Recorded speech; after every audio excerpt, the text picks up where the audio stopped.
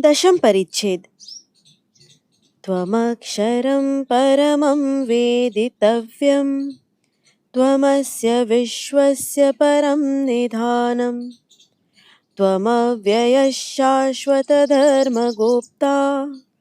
सनातनस्त्वं पुरुषो मतो मे। गीता 11:18। अंतरंगों के संग में मैं कौन। 5 बज गए हैं। भक्त कई तो अपने अपने घर चले गए हैं। केवल मास्टर और नरेंद्र रह गए हैं। नरेंद्र लोटा लेकर हंस पुकुर और झाऊतले की ओर मुख धोने गए। मास्टर मंदिर के इधर उधर टहल रहे हैं। कुछ क्षण पश्चात कोठी के निकट हंस पुकुर की ओर आने लगे। देखा, पुकुर के दक्षिण की ओर की सीढ़ियों के ऊपर श्री रामकृष्ण खड़े हैं। ठाकुर कह रहे हैं, देख, और तनिक अधिक अधिक आया कर, अभी नूतन आने लगा है ना। प्रथम आलाप के पश्चात नए नए सभी घना घना आते हैं, जैसे नूतन पति। नरेंद्र और मास्टर का हास्य। क्यों, आएगा ना। नरेंद्र ब्राह्म समाज का लड़का है। हंसते हंसते कहने लगा, हाँ, चेष्टा करूंगा। सब कोठी की राह से ठाकुर के कमरे में आते हैं। कोठी के निकट मास्टर से ठाकुर कहने लगे, देखो, किसान बाजार में बैल खरीदने जाते हैं। वे भले बैल और मंदे बैल को खूब पहचानते हैं। पूंछ के नीचे हाथ देकर देखते हैं।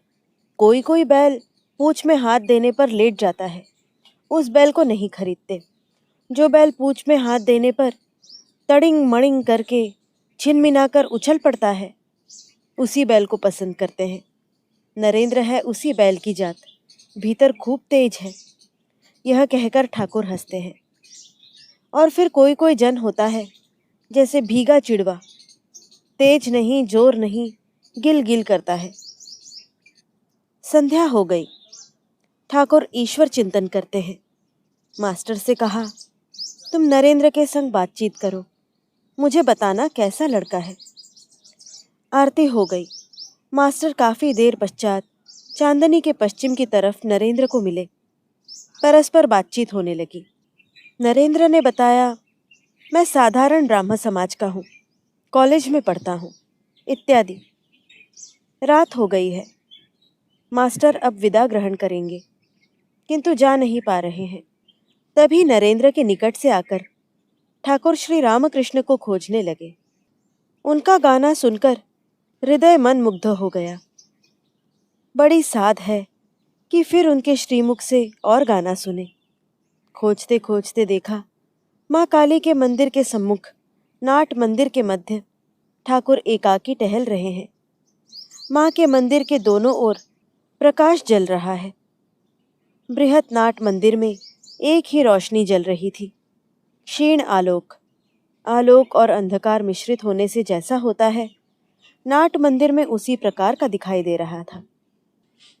मास्टर ठाकुर का गाना सुनकर अपने को भूल गए हैं, जैसे मंत्रमुग्ध सर्प। अब संकुचित भाव से ठाकुर से पूछा, आज और गाना होगा? ठाकुर ने सोचकर कहा, नहीं, आज और गाना नहीं होगा। यह कहकर जैसे कुछ याद आ गया, झट बोले, तो भी एक काम करना, मैं बलराम के घर कलकत्ता जाऊंगा, तुम आना, वहां पर गाना होगा।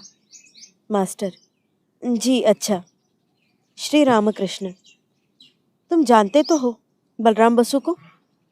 मास्टर, जी नहीं। श्री रामकृष्ण, बलराम बसु बोसपाड़े में घर है। मास्टर, जी अच्छा, मैं पूछ लूँगा। श्री रामकृष्ण, मास्टर के संग नाट मंदिर में टहलते टहलते, अच्छा, तुमसे एक बात पूछता हूँ, मुझ में तुम्हें क्या बोध होता है? मास्टर चुप रहे। ठाकुर फिर कहते हैं, तुम्हें कैसा लगता है, मुझे कितने आने ज्ञान हुआ है? मास्टर, आना, यह बात तो नहीं समझ सकता, तो भी ऐसा ज्ञान, प्रेम, भक्ति व विश्वास व वैराग्य व उदार भाव कभी भी कहीं भी नहीं देखा। ठाकुर श्री रामकृष्ण हंसने लगे। इस प्रकार बातचीत के बाद मास्टर ने प्रणाम करके विदा ली। सदर फाटक तक आकर फिर कुछ स्मरण हो आया, झट लौट आए। फिर दोबारा नाट मंदिर में ठाकुर श्री रामकृष्ण के पास आ उपस्थित हुए। ठाकुर उसी क्षण आलोक में टहल रहे थे, एकाकी, निस्संग, पशुराज जैसे अरण्य में अपने आप एकाकी विचरण करता है। आत्माराम सिंह अकेला रहना, अकेला टहलना पसंद करता है। अनपेक्ष मास्टर अवाक होकर फिर वही महापुरुष दर्शन करते हैं। श्री रामकृष्ण मास्टर के प्रति फिर लौट आए। मास्टर जी, बड़े मनुष्य के घर में जाने देंगे कि नहीं, तभी सोच रहा हूँ। नहीं जाऊंगा, यहाँ पर आकर ही फिर आपसे मिलूंगा। श्री रामकृष्ण नहीं जी, वैसा क्यों? तुम मेरा नाम लेना, कहना उनके पास जाऊंगा, वैसा करने पर ही कोई मेरे पास ले आएगा।